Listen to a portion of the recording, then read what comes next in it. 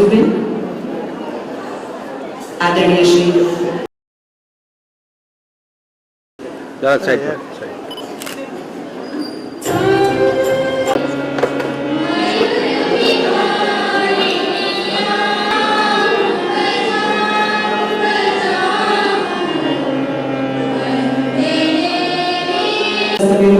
સંચાલક મંડળ અન્ય આમંત્રિત બહેનો,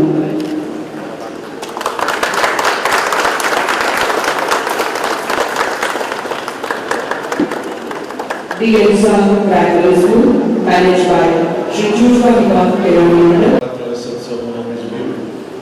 ગુજરાતી શાળામાં પ્રવેશ લેનારા બાળકોની સંખ્યા સૌથી વધુ એ જ બતાવે છે કે અત્યારની જે શિક્ષણ પદ્ધતિ છે અને જે અત્યારે શિક્ષકોની ભરતી થાય છે, રાજેશજીબેનને જણાવો કે અત્યારના જે શિક્ષકો છે એના લીધે પણ આપણું શિક્ષણનું સ્તર ચોક્કસ રીતે સુધારશે એવી મને ખાતરી. ખાસ કરીને આપણે શિક્ષણની વાત કરીએ તો પહેલા આપણી શિક્ષણ પદ્ધતિ 5000 વર્ષ પહેલા કેવી હતી, જ્યારે ગુરુકુળમાં આપણા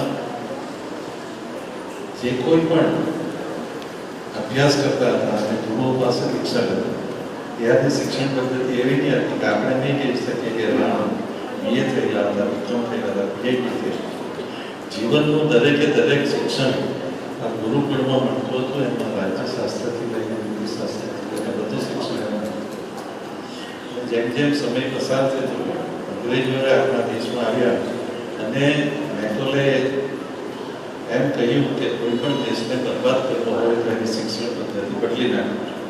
અને મેકોલોની જે શિક્ષણ પદ્ધતિ આપણા ભારત દેશમાં આવી એમાં અંગ્રેજીને બાંધીને આપ્યું અને બીજા ઘણા એવા વિષયો શીખવામાં આવ્યા કે આપણો દેશ એની જે પોતાની પરંપરા હતી એ પરંપરા ભૂલીને જુદી દિશામાં વળી ગયો છે. વલ્લભભાઈ વાત સાચી છે, પરંતુ એની સાથે સાથે આપણી પાસે ઘણા બધા દસ્તાવેજો પણ છે. આપણે જોઈએ તો આપણા મહાત્મા ગાંધીજી પોરબંદરની સ્કૂલમાં ભણીને એડવોકેટ બન્યા અને સાથે સાથે આપણા રાષ્ટ્રપિતા બન્યા, દેશને અહિંસાથી આઝાદી અપાવી. તે જ રીતે જોઈએ તો સરદાર વલ્લભભાઈ પટેલ, જેણે આખો આપણો દેશ જે તૂટી જતો હતો, વિભાજિત થતો હતો, જે અંગ્રેજોનું એક મોટું કાવતરું હતું કે ભારત જુદા જુદા ભાગમાં વહેંચાઈ જશે, એ દેશને સરદાર પટેલે એક કર્યો.